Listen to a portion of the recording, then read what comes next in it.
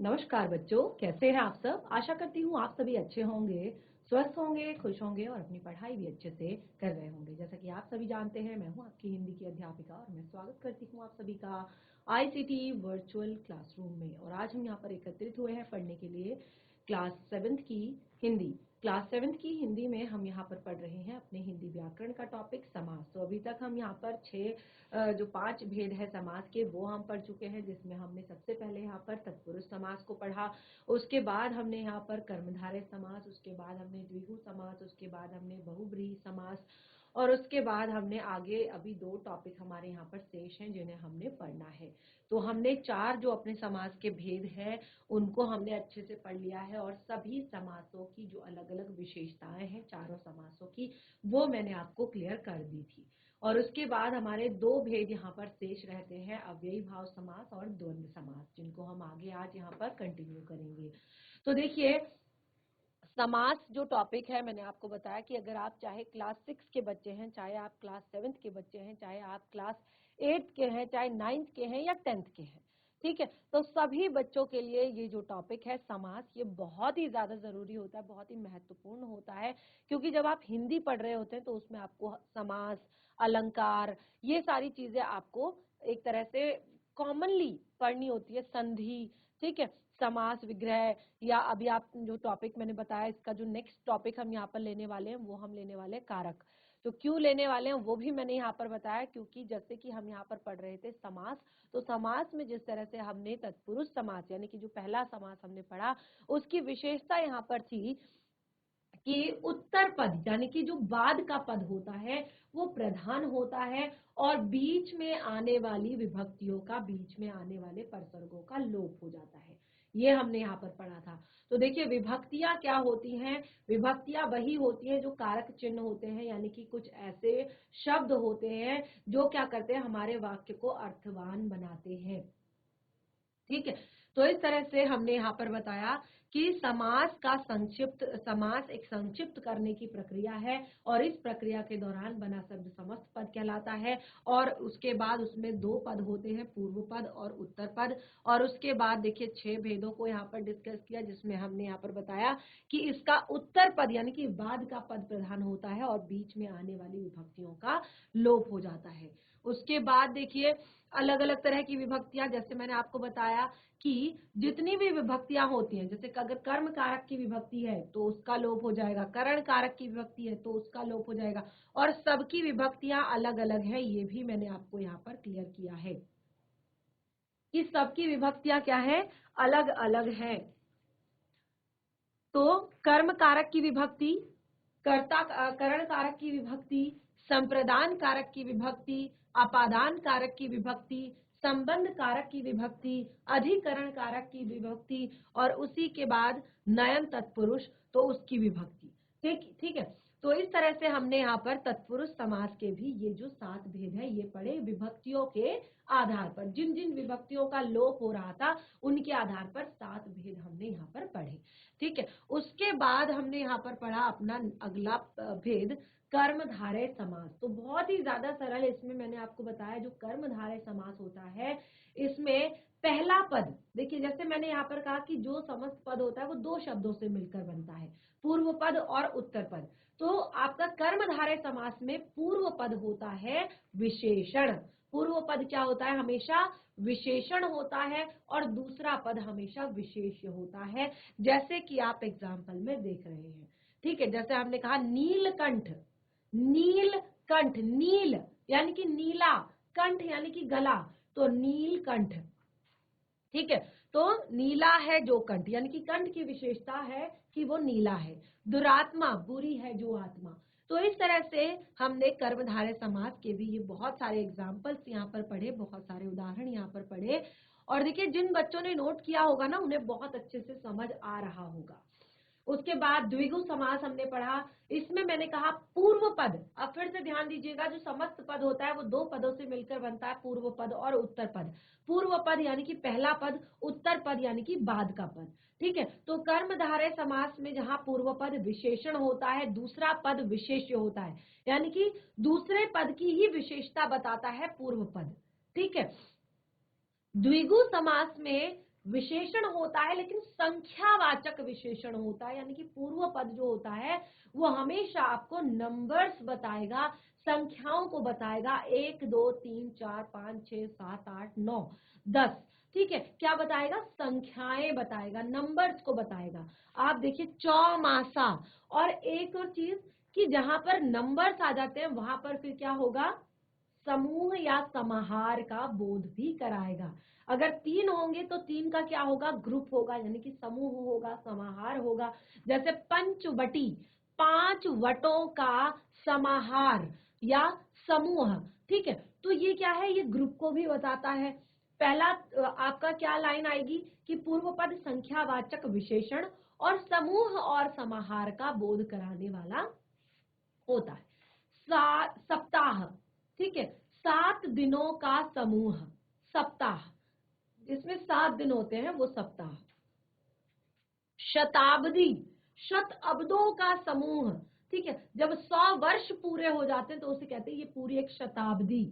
ठीक है, 100 अब्दों का समूह। ठीक है, तो पूर्व पद संख्यावाचक विशेषण, ठीक है, होता है। और यहाँ पर क्या होता है कि समूह या समाहार का बोध होता है, किसी ग्रुप का बोध होता है। उसके बाद हमने पढ़ा बहुव्रीहि समास। तो बहुव्रीहि समास बिल्कुल डिफरेंट है। इसमें क्या है, जो आपका पहला पद और दूसरा पद है वो दोनों ही मिलकर किसी तीसरे का ही अर्थ प्रकट करते हैं, किसी तीसरे के बारे में ही बताते हैं। तो जैसे यहाँ पर बहुत सारे एग्जाम्पल दिए थे। गजानन, गज के जैसा आनन वाला। गणेश, ठीक है, चंद्रमुखी, चंद्रमा के समान मुख वाली। ठीक है, त्रिलोचन, 3 लोचन वाला अर्थात 3 नेत्रों वाला। चक्रपाणी, चक्र को हाथ में धारण करने वाला। ठीक है, कमल नयन, कमल के समान नयन। तो अब जब आपने ये दोनों चीजें पढ़ी तो आपको एक छोटा सा कंफ्यूजन आया, जिसको मैंने इस तरह से यहाँ पर क्लियर किया। कंफ्यूजन आया आपको बहुव्रीहि समास और कर्मधारय समास में। कैसे? क्योंकि कर्मधारय समास हमने कहा पूर्व पद विशेषण होता है और दूसरा पद विशेष्य होता है। और बहुव्रीहि समास में भी सेम चीजें थी, लेकिन जब आप समास विग्रह करेंगे तो वो आप बिल्कुल अलग अलग करेंगे। यानी कि जब आप किसी की विशेषता बताने के तौर पर कर रहे हैं वहां पर आपका कर्मधारय समास, जहां पर आप किसी तीसरे के ही बारे में बात कर रहे हैं। जैसे हमने कहा कि है जो शब्द जो है वो हमेशा कर्मधारय में आएगा, क्योंकि है जो यानी कि उसी की विशेषता को बताया जा रहा है। ठीक है, और अगर किसी दूसरे के बारे में कहा जा रहा है जिसकी, यानी कि यहाँ पर दोनों चीजों के बारे में नहीं बल्कि किसी तीसरे के बारे में बात हो रही है। ठीक है, दशानन, 10 है आनन जिसके। ठीक है, जिसके, तो किसके हैं दशानन? तुरंत हमने बोल दिया कि रावण। तो जहां पर विशेषता बताई जाए वहां पर आपका कर्मधारय समास, जहां पर तीसरे का बोध हो वो आपका बहुव्रीहि समास। ठीक है, इसी तरह से फिर बहुव्रीहि समास और द्विगु समास में भी हमने यहाँ पर बताया था, क्योंकि द्विगु समास में मैंने कहा था कि पूर्व पद संख्यावाचक विशेषण होता है और समूह और समाहार का बोध कराता है। तो यहाँ पर अगर मैंने कह दिया त्रिलोचन, तो 3 लोचन वाला, यदि हम ऐसा कहते हैं 3 लोचन वाला यानी कि 3 नेत्रों वाला, तो ये तो फिर हम क्या कर रहे हैं, किसी तीसरे के बारे में बात कर रहे हैं। यानी कि जो 3 लोचन वाला है। अब 3 लोचन वाला कौन है? वो शिव है, यानी कि यहाँ पर आपका बहुव्रीहि समास। और अगर हम कहेंगे 3 लोचनों का समाहार, 3 लोचनों का समूह, केवल इसकी बात करेंगे कि 3 लोचनों का समूह, तो जहां पर समूह और समाहार की बात करेंगे वहां पर आपका द्विगु समास। ठीक है, तो इस तरह से ये भी मैंने डिफरेंस आपको यहाँ पर क्लियर किया था। तो एक तरह से आपका ये सारी चीजें अच्छे से क्लियर हो गई थी। अब हम आगे बढ़ेंगे अपने आज के टॉपिक को कंटिन्यू करते हुए, द्वंद्व समास। तो नोट कर लीजिएगा द्वंद्व समास। देखिए, जो बच्चे शुरुआत से पढ़ रहे हैं वो नोट भी कर रहे हैं, वो अच्छे से लिख रहे हैं, समझ भी रहे हैं और आंसर भी देते हैं। ठीक है, अब जो बच्चे नोट नहीं कर रहे हैं कि उनसे अगर मैं पूछूंगी तो फिर उन लोग को आंसर नहीं आता है। ठीक है, अब हम आगे बढ़ रहे हैं अपने 5वें समास की तरफ, जिसका नाम है द्वंद्व समास। तो द्वंद्व समास की एक विशेषता है कि यहाँ पर दोनों पद समान होते हैं। समान की जगह आप प्रधान भी लिख सकते हैं। यहाँ पर दोनों पद प्रधान होते हैं। जो आपका द्वंद्व समास होता है, द्वंद्व समास में दोनों पद प्रधान होते हैं, वहां पर द्वंद्व समास होता है। ठीक है, विशेषता इसकी एक है कि यहाँ पर आपका ना तो पूर्व पद ना ही उत्तर पद, यहाँ पर आपके दोनों ही पद प्रधान होते हैं, यानी कि दोनों ही पद मुख्य होते हैं, और इसको हम कहते हैं द्वंद्व समास। जैसे शब्द है अन्न जल, अन्न जल, तो अन्न और जल, अपना पराया, अपना और पराया, ऊंच नीच, ऊंच और नीच, जन्म मरण, जन्म और मरण, दाल रोटी, दाल और रोटी, माता पिता, माता और पिता, लाभ हानि, लाभ और हानि, भाई बहन, भाई और बहन। ठीक है, तो यहाँ पर क्या है, दोनों ही पद प्रधान है, और क्या हो रहा है यहाँ पर कि दोनों की प्रधानता सामने आ रही है। ठीक है, तो यहाँ पर जहां पर दोनों पद प्रधान हो, शब्द को इस तरह से लिखा जाएगा, लेकिन दोनों ही पद प्रधान होंगे, और वो है आपका द्वंद्व समास। ठीक है, जहां पर दोनों पद प्रधान होंगे वो है आपका द्वंद्व समास। तो देखिए कुछ एग्जाम्पल यहाँ पर लिखे हैं, कुछ और हम लिख लेते हैं। जैसे दिन रात, क्या लिखेंगे इसके लिए, दिन रात, राजा रंक,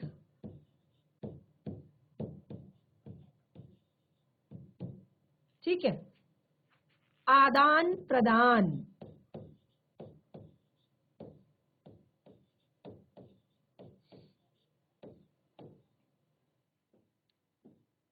इसी तरह से और भी बहुत सारे शब्द लिख सकते हैं आप, गुरु, शिष्य, ठीक है, राधा, कृष्ण। तो ये कुछ और एग्जाम्पल्स हमने यहाँ पर लिख लिए।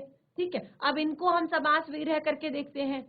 दिन रात, तो क्या लिखेंगे, दिन और रात, राजा रंक, राजा और रंक, आदान और प्रदान, गुरु और शिष्य, राधा और कृष्ण। इस तरह से आप देख सकते हैं कि जो आपका द्विगु समास है, इसमें क्या होता है, दोनों ही पद प्रधान होते हैं, दोनों ही पद समान होते हैं, दोनों ही पद मुख्य होते हैं। ठीक है, तो द्वंद्व समास की ये छोटी सी विशेषता है, और जिसको हमने यहाँ पर क्लियर किया। समझ आ रहा है आप सभी को, समझ आ रहा है, हैंड रेज करेंगे, जो हम यहाँ पर पढ़ रहे हैं वो समझ आ रहा है सभी को। जीआईसी कोटी चांदपुर, कोई भी एक बच्चा माइक लेगा। Hello, good morning ma'am. Very good morning बच्चे। अच्छा, आप क्लास 12 के बच्चे हैं? Yes ma'am. चलिए कोई बात नहीं, वैसे आपको समझ आ रहा है जो हम यहाँ पर पढ़ रहे हैं? समास पढ़ रहे हैं, बहुत ही कॉमन सा टॉपिक है। यस मैम, समाज पढ़ रहे हैं, क्लास 12th में आप हैं, ये तो बहुत ही कॉमन सा टॉपिक है। क्लास 12th में आते आते तो समास हम पढ़ते भी नहीं है। Yes ma'am. चलिए कोई बात नहीं, बैठ जाइए बच्चा। जीआईसी शाल दे, बच्चे आप लोगों को मेरी आवाज आ रही है? जीआईसी शाल दे, वेरी गुड। माइक लेंगे फटाफट। Good morning ma'am. Very good morning बच्चे। क्लास 7th के बच्चे हैं आप? मैम 6 के। 6 क्लास के बच्चे हैं। कोई भी बच्चा यहाँ पर क्लास 7 का नहीं है आपकी क्लास में? मैम मैम नहीं है। चलिए कोई बात नहीं। क्या पढ़ रहे हैं वैसे हम यहाँ पर अभी? मैम समास। Very good. आपने पढ़ा है कभी समास? क्लास में पढ़ा है समास? No ma'am, no ma'am. Okay चलिए कोई बात नहीं, आपकी क्लास में भी हम पढ़ाएंगे समास। बैठ जाइए बच्चा। तो देखिए हम यहाँ पर अपने 5वें समास को अभी पढ़ रहे हैं जो है द्वंद्व समास। तो इसकी भी हमने विशेषता यहाँ पर बताई कि जहाँ पर दोनों पद समान होते हैं, दोनों पद प्रधान होते हैं, दोनों ही पद मुख्य होते हैं, वहां पर द्वंद्व समास होता है। यानी कि कहीं पर भी अगर इस तरह का शब्द आपको दिखाई देता है और वहां पर पूछा जाता है कि इस पद का समास विग्रह करके समास का नाम बताइए, तो आप तुरंत बताएंगे कि ये आपका द्वंद्व समास है। ठीक है, तुरंत इस तरह से समास विग्रह करके देखेंगे आप और आप देखेंगे कि इसमें क्या है, दोनों ही पद समान है। जैसे दिन और रात, माता और पिता, राजा और रंक, आदान और प्रदान, गुरु और शिष्य। ठीक है, इस तरह के शब्द जहां पर आते हैं वो आपका द्वंद्व समास होता है। तो ये टॉपिक यानी कि आपका द्वंद्व समास भी यहाँ पर क्लियर होता है। और कुछ जो एक्स्ट्रा एग्जाम्पल है, देखिए यहाँ पर हमने 6 से 7 एग्जाम्पल यहाँ पे दिए हैं और 5 एग्जाम्पल हमने यहाँ पर दे दिए। तो इतने एग्जाम्पल काफी होते हैं कुछ समझने के लिए। घर पर जब रिवाइज करेंगे, जब एक बार पढ़ेंगे, समझ नहीं आएगा, डाउट होगा, तो नेक्स्ट सेशन में फिर आप इसको आगे क्लियर करेंगे। चलिए आगे बढ़ते हैं। अगला समास है हमारा अव्ययी भाव समास। अब देखिए अव्ययी भाव समास जो है ना, उसमें एक शब्द आता है कि इस समास का पहला पद अव्यय होता है। जिस समास का पहला पद अव्यय होता है। अब देखिए जब तक आपको ये शब्द नहीं क्लियर होगा कि अव्यय क्या होता है, तो आप कैसे बताएंगे कि ये अव्ययी भाव समास है।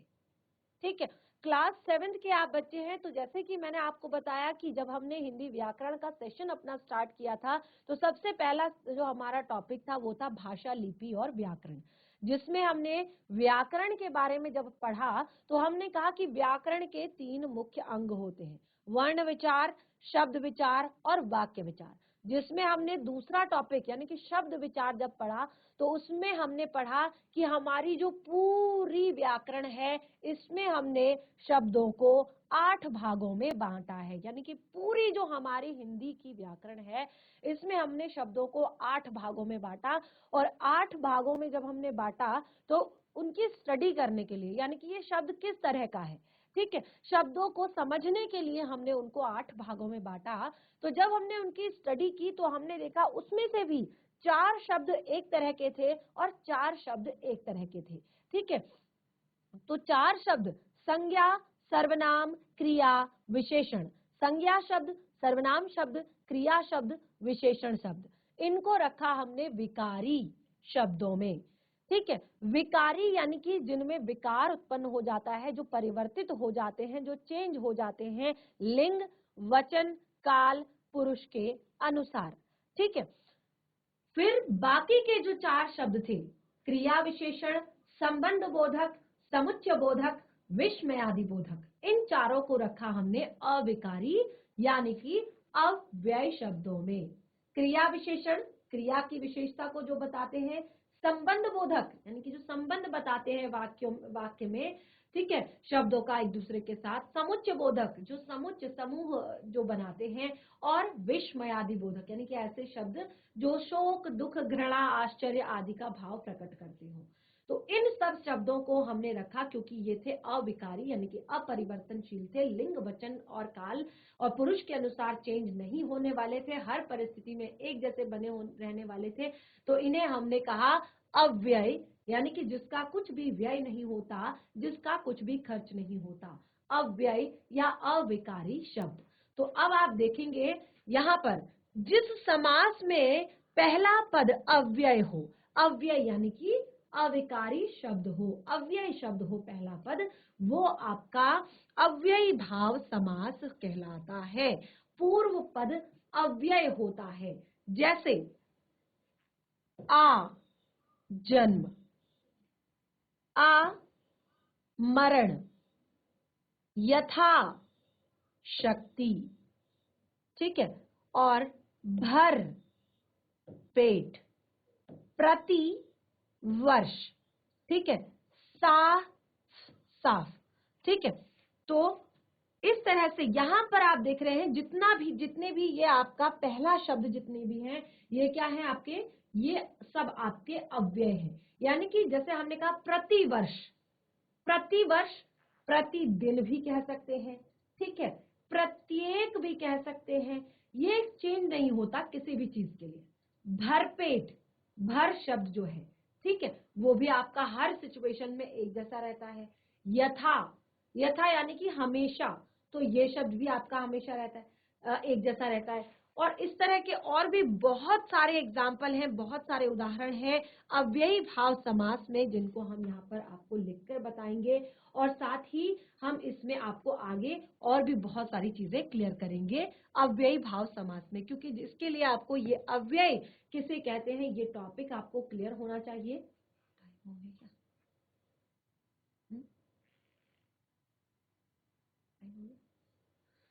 तो देखिए अव्ययी भाव समास, तो जैसे मैंने आपको बताया कि जिस समास में पहला पद अव्यय हो, ठीक है, तो जैसे यहाँ पर कुछ एग्जाम्पल हमने दिए, आ जन्म, तो जन्म से लेकर, ठीक है, इसका क्या हुआ अर्थ, जन्म से लेकर। आ मरण यानी कि मृत्यु तक, ठीक है, यथा शक्ति, शक्ति के अनुसार, ठीक है। जैसे यहाँ पर और भी आगे मैं एक और एग्जाम्पल लिखती हूँ, आ जीवन, तो क्या होगा इसका, आजीवन को क्या समास विग्रह करेंगे हम, जीवन भर, ठीक है, जो जीवन भर के लिए हो, हमेशा के लिए हो, ठीक है। उसके बाद जैसे बेमन, बेमन, बिना मन के, ठीक है। इसी तरह से जैसे यथा शक्ति बताया, तो इसी तरह से यथा संभव, यथा संभव, तो क्या होगा यथा संभव का, जितना संभव हो सके या जितना संभव हो, जितना संभव हो, ठीक है। इसी तरह से प्रति मास, जैसे प्रति वर्ष लिखा हुआ है ना, प्रति मास, तो क्या कहेंगे, प्रत्येक मास,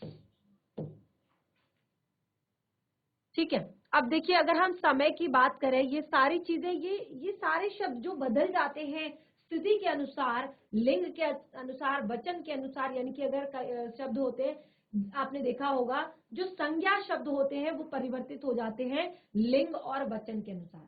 अगर लड़का है तो उसको हम स्त्रीलिंग शब्द के लिए अगर हम प्रयोग करेंगे तो हम उसको कहेंगे लड़की।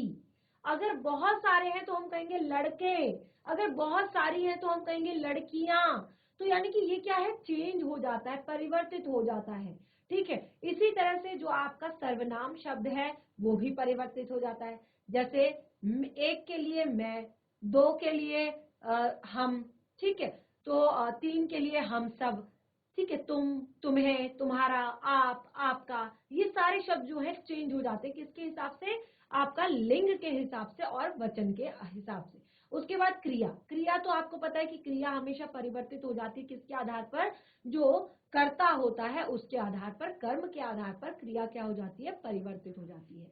उसके बाद विशेषण, विशेषण शब्द भी क्या है, वो भी आपके चेंज हो जाते हैं। जैसे मैंने बताया, अगर मैं कहूंगी कि सीता अच्छी लड़की है, अब देखिए क्योंकि वो सीता के लिए कहा है, यानी कि स्त्रीलिंग शब्द के लिए कहा है, स्त्रीलिंग के लिए कहा है, तो इसलिए हमने अच्छी शब्द का प्रयोग किया। लेकिन अगर वही चीज मैं मोहन के लिए प्रयोग करूं तो मैं कहूंगी मोहन अच्छा लड़का है।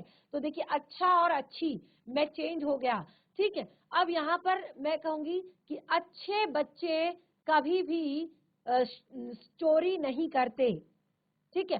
अच्छे बच्चे कभी भी मेहनत से जी नहीं चुराते।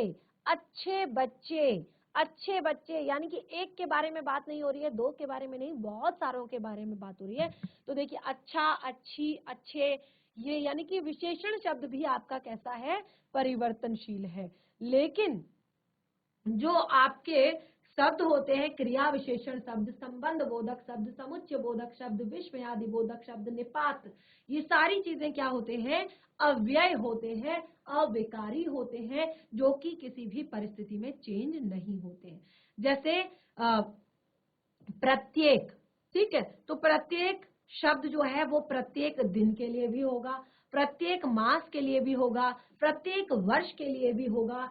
तो यहाँ ये शब्द आपका किसी भी परिस्थिति में चेंज नहीं होगा। इसी तरह से यथा, ठीक है, यथा यानी कि जितना संभव हो सके, यथा संभव, ठीक है। और इसी तरह से बेमन, आजीवन, और भी बहुत सारे शब्द हैं। जैसे हमने कहा यहाँ पर लिखा हुआ साफ साफ, तो साफ साफ का अर्थ है बिल्कुल साफ। और अगर मैं इसी की जगह लिख दूं गली गली, ठीक है, गली गली,